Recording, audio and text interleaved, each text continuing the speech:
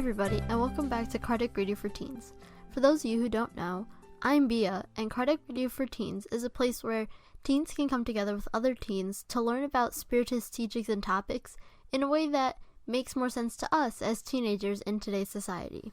For the past 2 weeks, we've been talking about Chapter 11 of Part 2 of the Spirits book, and we've been talking about the three kingdoms, which when we actually, in the first question, when we go to split it up, we split it up into 4 different degrees. We split it up into the inert matter, which makes up everything in the universe, and then we come up with plants as the second category. And plants, they're composed of inert matter, and they have vitality, so they have life, but they don't have intelligence like animals or humans. And then we get to animals, and animals, again, are made of this inert matter. They have vitality, they have life, and they also have this intelligence, but it's limited. It's not as capable as the intelligence of humans. And then there are human beings who are created of inert matter and who have vitality and also have this intelligence that's above the intelligence of animals. And last week we left off in the middle of talking about the third section that we talked about here, animals. So let's continue right where we left off. Question 600. Since the animal soul survives its body, does it remain in an inert state like the human soul after death? So last week, if you remember, and if you didn't listen to last week, maybe go back so you catch up on it. Last week we talked about how the animal soul does survive its body. So just like for us, just how when our material body dies, our soul still lives on, the same thing is with animals, but we learned that it's different than how it is for humans. But since it does, the question's asking, since their soul does survive, does it remain in a state similar to the human soul?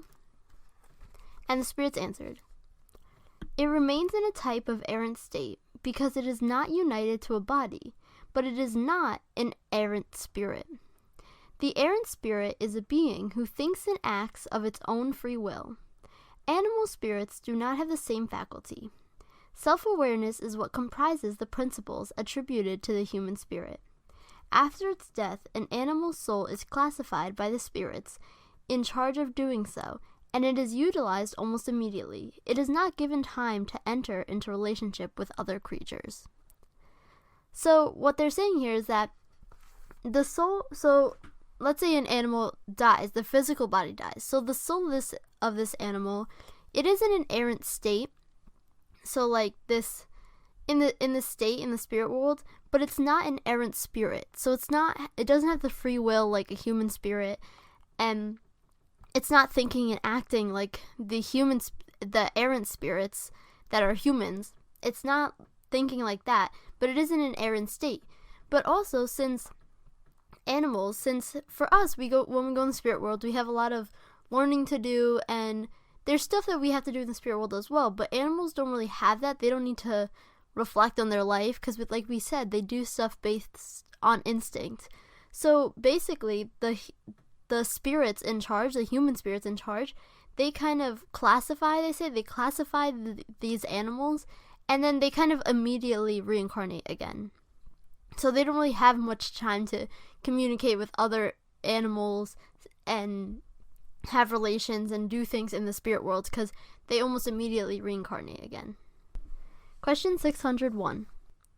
Do animals follow a law of progress like humans? And the spirits answered, yes, and that is why on higher worlds where humans are more advanced, the animals are also more advanced and possess more developed means of communication. However, they are always lower than humans and subject to them. They are their intelligent servants. So there are different evolutions of animals. Animals can be more evolved than other animals, and on worlds that humans are more evolved, then the animals and even the plants are more evolved on that planet too, but they're never more evolved than the humans. And then Allan Kardec puts his own comment in, and he says, there's nothing extraordinary about this. Let us imagine our more intelligent animals, such as the dog, the elephant, and the horse, were endowed with a physical conformation appropriate for manual labor. Why mightn't they do under human direction? So the part here that Allan Kardec is touching on is at the end of the Spirit's comment when they said that animals are intelligent servants to the humans. So they're saying, so he's saying, so it's not as crazy as we think, thinking, oh my god, animals are the servants, but think, horses, like they said, horses, elephants, dogs, they were created with a physical strength to be able to do this manual labor. So they need this human direction to be able to do that. That's what they were kind of made for. Question 602. Do animals progress by their will, like human beings, or by necessity? So when they progress, because if they're evolving, they're obviously progressing, they're obviously moving up in this scale, let's say. So do they move up because they want to, because of their will, or is it just by necessity, because they have to and they learn things and they move on?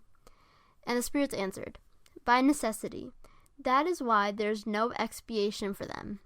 So there's not really trials for animals because it's just by necessity. They kind of need to learn something to survive, and then they learn it, and then they have that skill, and that's it. There's no trials and stuff like that for animals. Question 603. On highly evolved worlds, do the animals know about God? So now we're talking, okay, maybe not the animals that we have, but on highly evolved worlds, are the animals aware of God? And the Spirit said, no. Human beings are God to them, and spirits used to be gods to humans. So the way the animals kind of see it, humans are like the gods. That's like the highest level the animals can kind of comprehend. They can't comprehend that there's a God. Just like humans used to think spirits were God. So it's just in a level of understanding. And so animals, the highest they can think of something beyond them is humans being more powerful and stuff than them. Question 604. Since the animals, even the perfect ones of higher worlds, are always beneath humans, wouldn't this result in God having created intelligent beings perpetually condemned to inferiority? If so, wouldn't this seem to be in disagreement with the unity of design and progress discernible in all of God's works? So here the question is asking, okay, so if there's no animals that will be more intelligent than humans, all the animals are always going to be below humans, then they're saying, isn't that kind of unfair for God to do? God created animals knowing that they would always be less than humans. So they're saying, isn't that not really fair? And then the Spirit said, everything in nature is linked together by ties that you cannot yet perceive, and the most apparent things have points of contact that humans will never manage to comprehend in their present state. They may glimpse them through an effort of their intelligence, but it is only when that intelligence has reached its full development and frees itself from the prejudice of pride and ignorance that they will be able to see clearly in the works of God. Until then, their limited ideas will cause them to look at everything from a petty and limited point of view. Rest assured that God cannot be self-contradictory, and that everything in nature is harmonizing through general laws that never deviate from the sublime wisdom of the Creator. So, basically what they're saying here is that we're not at the level of intelligence to comprehend how God's laws work and how everything that God does. But they're saying that everything in nature is linked together, and God has it all working, and He has it all planned out, and just because we don't understand it, just because we can't see it, doesn't mean that, oh, God messed up and we caught Him on a mistake that He made. There is reasons behind it, and there is explanations, but we aren't at that intelligence yet to understand it. But of course, they're saying, don't worry, God doesn't contradict Himself. He's not doing anything that's unfair. Everything is the way it's supposed to be. Just believe us for right now, because we can't really understand exactly what they understand right now. And then there's a second part to this question, and it says, then intelligence is a common property, a point of contact between the soul of animals and humans. So they're saying, so intelligence is a common property, like they're saying souls of humans, of animals and humans both have it. And the Spirits answered, yes, but animals only have the intelligence of material life. In humans, intelligence produces moral life. So they're saying, so yeah, there is this intelligence in both humans and animals, but the difference is that animals only have this intelligence in material life. They don't have this moral life. They don't have beyond material life. They just have this material life intelligence, while humans produces more of this moral life intelligence. Question 605. If we consider all the points of contact between humans and animals, mightn't we believe that humans possess two souls, an animal soul and a spiritual soul, and that if they did not have the latter, they would live only as animals? In other words, isn't the animal a being similar to the human, minus the spiritual soul? If so, wouldn't it follow that the good and evil instincts of humans would be the effect of the predominance of one or other of these two souls? So, here the question is kind of saying, so basically animals, the only difference between animals and humans is that animals don't have this spiritual soul. So, could we say that humans have two souls, have an animal soul and a spiritual soul, and animals only have the one animal soul?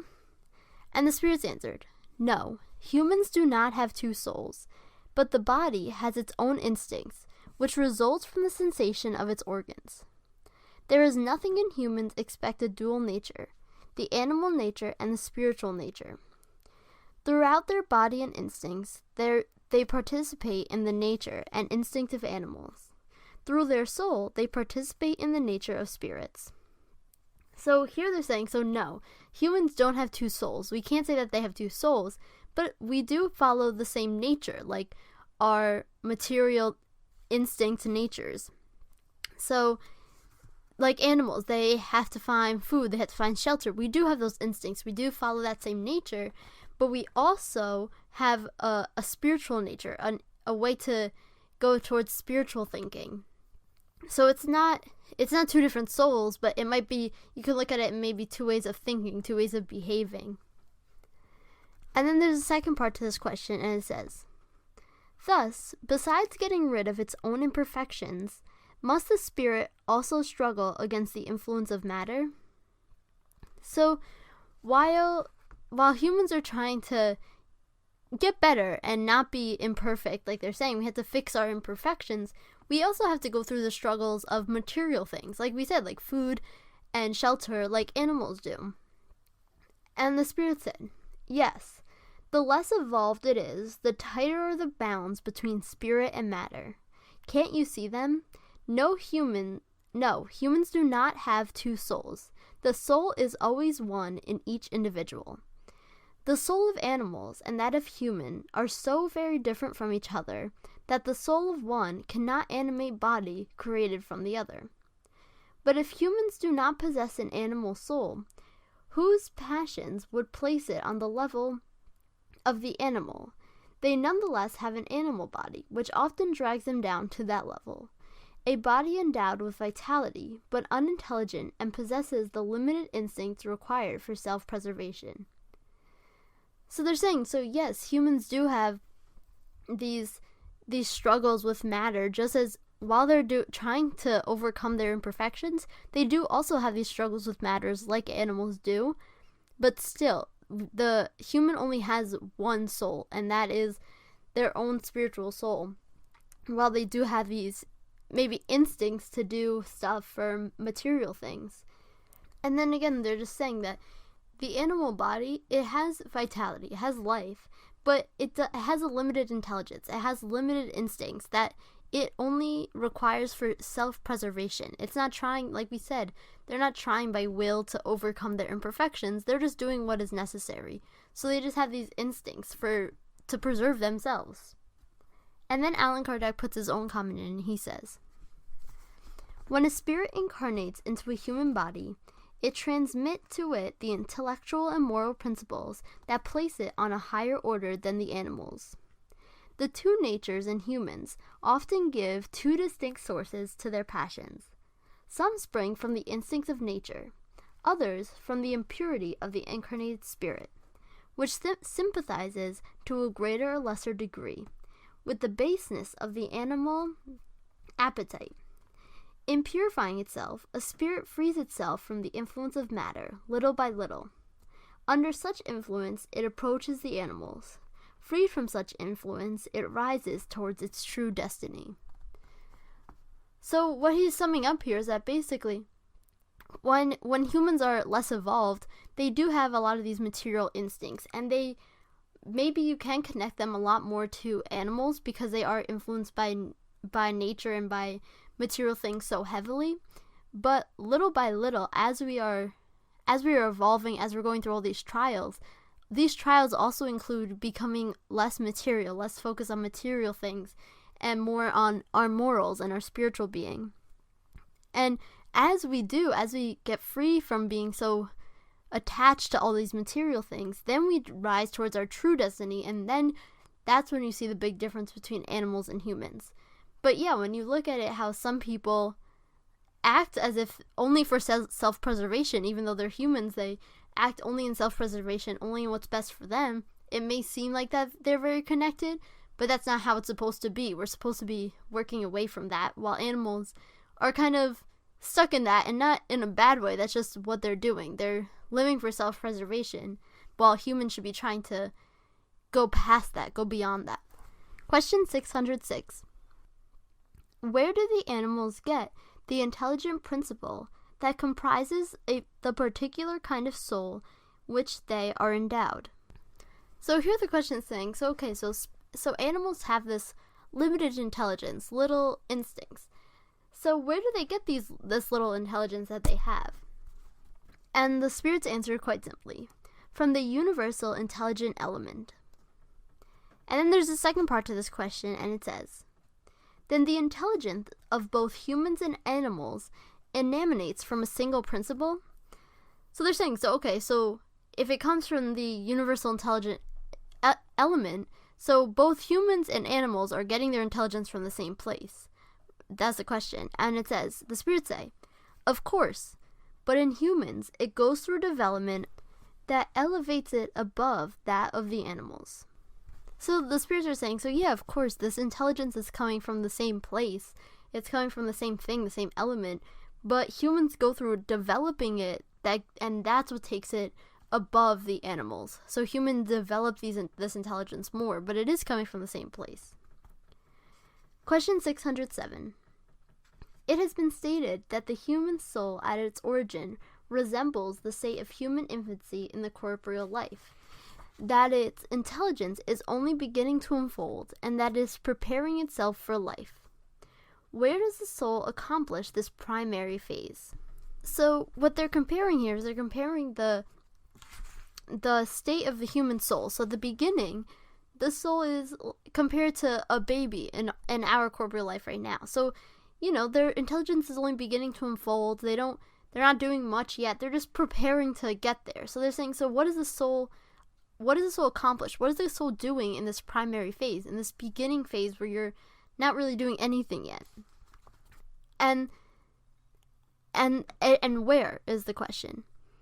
And the spirits answered, in a series of existences preceding the period you call humanity. So where does the soul accomplish this primary phase? So if there's this phase where it's like the soul is kind of just like a baby, where is it doing this? And the spirit said, in a series of existences, so in a couple of reincarnation, a couple of lives that precede what we call humanity. So something before that is where they start. And then the spirits answered. And then there's a second part to the question. Then it would seem that the soul had been the intelligent principle of the lower beings of creation, correct? So the question is asking, so now the soul, basically, it's coming from lower beings and then evolving its way up. And the spirit said, haven't we already stated that everything in nature is linked together and tends towards unity? It is those beings whom you are far from knowing about it entirely that the intelligence principle is developed, is gradually individualized, and it is prepared for life, as we have stated. In a certain way, it is a preparatory work life like that of germination, after which the intelligent principle undergoes a transformation and becomes a spirit. It is then that the period of humanity begins for it, and with it the consciousness of its future, the distinction between good and evil, and the responsibility for its actions. The same way as childhood comes before adolescence, then youth and finally adulthood. There is nothing humiliating about this origin. Do the greatest geniuses feel humiliated at having been shapeless fetuses in their maternal womb? If anything ought to be humiliated to them, it is their low status before God, and their powerlessness to probe the depths of the divine design, and the wisdom of the laws regulating the harmony of the universe. Strive to realize the greatness of God in the admirable harmony that establishes the solidarity of all things in nature. To believe that God could have made anything without a purpose and have created intelligent beings without a future would be to blaspheme God's goodness, which extends over all creatures. So this was a long thing, so we'll break it up. So the beginning question, it was just asking about, so the soul is the intelligent principle of this lower being in the beginning. So, and this said, yeah, haven't we said that everything in nature is linked? So it is all connected, and it all comes back to one, and it all comes back to God. So everything is connected, and the tendencies, all these tendencies are related. And they're saying, so yeah, it's just like in the beginning, it's transforming into a spirit. And then once we get to that part of becoming a spirit, with becoming a spirit, then you have this humanity and this consciousness of the future, this intelligence of good and bad, right and wrong. And it's the same way that you take steps through being born and then being a child and then being a teenager and then eventually adulthood. And we repeat it lots of times. So it's basically the same thing on a huge scale for the soul, for the spirit. And it's not really embarrassing to think that, like they're saying, that there's nothing humiliating about starting at the beginning. Because think about geniuses, or think about people on Earth. No one's humiliated that they started out at the very beginning, started out as a fetus. It's just the way things happen. And we have to realize that God has everything happening the way it's supposed to be happening. He knows everything is in place and for the good, and everything is justified, and all his goodness is there. So we shouldn't really question if this is right or wrong, or if you see something that seems like, oh, well, that doesn't seem right, that doesn't seem justified, that doesn't seem just, you should know that there's a reason that maybe we just don't know yet, but somehow it is just, and somehow God is doing the right thing, and it is what is best for us, and maybe it's just that we don't understand it yet. And then there's another question asked along with this one, and it says, does this period of humanity begin on Earth? So they're saying, so right at this beginning of humanity, does it begin on Earth? And the spirits answered, the Earth is not the starting point of a human's first incarnation. The period of humanness usually begins in worlds even less evolved. This, however, is not an absolute rule, and it may happen that a spirit at its human beginning may be suited to live on the Earth. Such a case is not frequent and would be an exception rather than a rule. So, most times, Earth, as much as we see all the problems that are on Earth is not the beginning place. There are worlds even less evolved than Earth that you start at, and maybe one or two, there's a few exceptions that they do start out, their first incarnation is on Earth, but that's definitely not the majority. So, Earth is still a little evolved than other planets, and you started these less evolved planets before going to Earth. Question 608. After death, does a human spirit have any awareness of the existences that preceded its period of humanness? So, after death, so like in the spirit world, do you remember stuff that happened before your humanness, before you became this human, became the spirit? Do you have that in the period before that? And the spirit said, no, because it is only after that period that its life as a spirit began. It even has difficulty in remembering its first existences as a human, exactly as humans no longer remember the earliest days of their childhood, and still less the time they spend in the material womb. That is why spirits tell you that they do not know how they began. So no, we don't remember, when we're in the spirit world, we don't remember that point before humanness, because that point before was not the life of the spirit. Like we said, it didn't have that intelligence yet. So no one remembers that beginning part of themselves, just like how we don't remember when we were born, or we don't remember our first few days or months or even years of childhood, because we don't remember those beginning stuff. And sometimes the spirits don't even remember their first existences, let alone what was before that. So that's where we'll leave off today. But before we leave off, I'd like to read our message from the Daily Book of Positive Quotations by Linda Picone for today's date, January 16th. Creative thinking. The best way to have a good idea is to have lots of ideas. We are much more creative when we give ourselves credit for it. The problem is we often suppress our ideas too quickly. No, that won't work. Can't afford that. Wouldn't enjoy that. If we can't have the courage not to censor our ideas, we might surprise and delight ourselves. I will free my mind today and see how many interesting ideas I can come up with. Even if it turns out that none of them have practical value, I will still benefit from the creativity that I set free. I'm Bia, and this is Kardec Radio for Teens. Thank you all for listening. This has been Kardec Radio for Teens. Thank you all for listening.